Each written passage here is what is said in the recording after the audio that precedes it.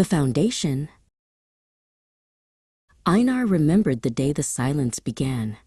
It wasn't a sudden crash, but a slow, quiet drift.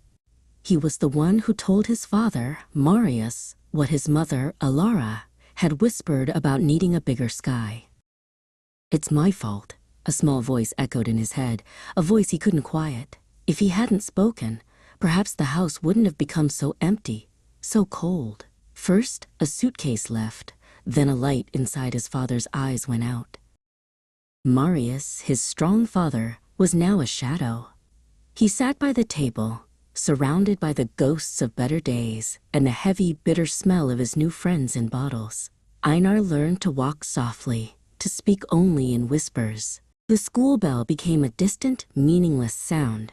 Einar knew he couldn't stay.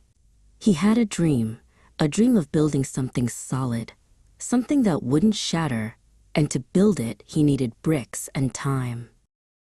The construction site was loud and dusty, a world of metal skeletons and honest sweat.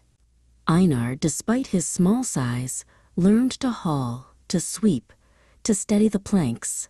He kept his head down and his muscles aching. Mr. Chen, the site foreman, saw the fire in Einar's eyes. He didn't ask questions.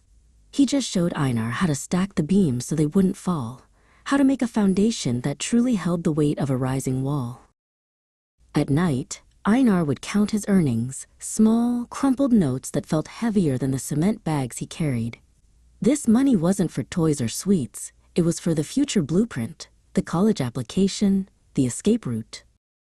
Sometimes, the memory of his mistake, the words he'd shared, would try to crawl into his head like a dark tide.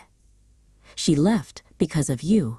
The guilt was the heaviest load he had to carry, far heavier than any brick. But then, he'd look up at the soaring structure he was helping to build. It was a monument to effort, a proof that broken things, broken walls, broken hearts, could be rebuilt with care, courage, and a new plan. The past was a falling brick. The future was the unshakable foundation he laid down every day with his own hands. Einar took a deep breath of the dusty air. He wasn't waiting for a bigger sky. He was building one, piece by steady piece.